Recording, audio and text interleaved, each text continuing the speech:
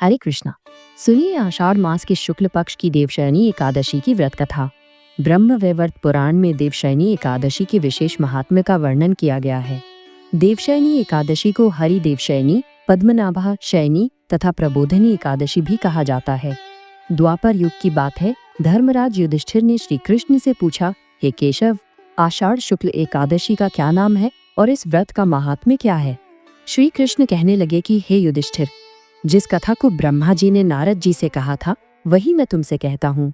एक बार देव ऋषि नारद जी ने ब्रह्मा जी से इस एकादशी के विषय में जानने की उत्सुकता प्रकट की। तब ब्रह्मा जी ने उन्हें बताया। सतयुग में मांधाता नामक एक चक्रवर्ती सम्राट राज्य करते थे। उनके राज्य में प्रजा बहुत सुखी थी, किंतु भविष्य में क्या हो जाए ये कोई नहीं जानता। अतः वे भी इस बात से अनभिज्ञ थे कि उनके राज्य में शीघ्र ही भयंकर अकाल पड़ने वाला है। उनके राज्य में पूरे 3 वर्ष तक वर्षा न होने के कारण भयंकर अकाल पड़ा। इस अकाल से चारों ओर त्राही त्राही मच गई। धर्म पक्ष के यज्ञ, हवन, पिंडदान, कथा, व्रत आदि में कमी हो गई। जब मुसीबत पड़ी हो तो धार्मिक कार्यों में प्राणी की रुचि कहाँ रह जाती है। प्रजा ने राजा के पास जाकर अपनी वेदना की दुहाई दी। राजा तो इस स्थिति को लेकर पहले से ही दुखी थे। वे सोचने लगे कि आखिर मैंने ऐसा कौन सा पाप कर्म किया है जिसका दंड मुझे इस रूप में मिल रहा है। फिर इस कष्ट से मुक्ति पाने का कोई साधन करने के उद्देश्य से राजा सेना को लेकर जंगल की ओर चल दिए।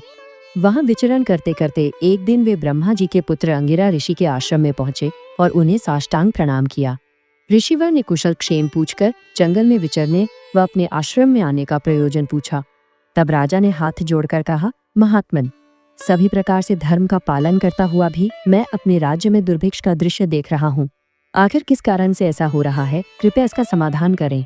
ये सुनकर महर्षि अंगिरा ने कहा, हे राजन, सब युगों से उत्तम ये सतयुग है। इसमें छोटे से पाप का भी बड़ा भयंकर दंड मिलता है। इसमें धर्म अपने चारों चरणों में व्याप्त रहता है। ब्राह्मण के अतिरिक्त किसी अन्य जाति को तप करने का अधिकार नहीं है, जबकि आपके राज्य में एक शूद्र तपस्या कर रहा है। यही कारण है कि आपके राज्य में वर्षा नहीं हो रही है। जब तक वो काल को प्राप्त नहीं होगा तब तक ये दुर्भिक्ष शांत नहीं होगा। दुर्भिक्ष की शांति उसे मारने से ही संभव है। किंतु राजा का हृदय एक निरपराध शूद्र तपस्वी का शमन करने को तैयार नहीं हुआ। उन्होंने कहा, हे देव, मैं उस निरपराध को मार दूं, ये बात मेरा मन स्वीकार नहीं कर रहा है। कृपा करके आप कोई और उपाय बताएं। महर्षि अंगिरा ने बताया, आषाढ़ माह के शुक्ल पक्ष की एकादशी का व्रत करें। इस व्रत के प्रभाव से अवश्य ही वर्षा होगी। राजा अपने राज्य की राजधानी लौट आए और चारों वर्णों सहित देवशयनी एकादशी का विधि पूर्वक व्रत किया। व्रत के प्रभाव से उनके राज्य में मूसलधार वर्षा हुई और पूरा राज्य धन धान्य से परिपूर्ण हो गया। इस व्रत से प्राणी की समस्त मनोकामनाएं पूर्ण होती हैं। इसी एकादशी से चातुर्मास का आरंभ हो जाता है। इस अवधि में कोई भी शुभ कार्य जैसे विवाह आदि नहीं किया जाते।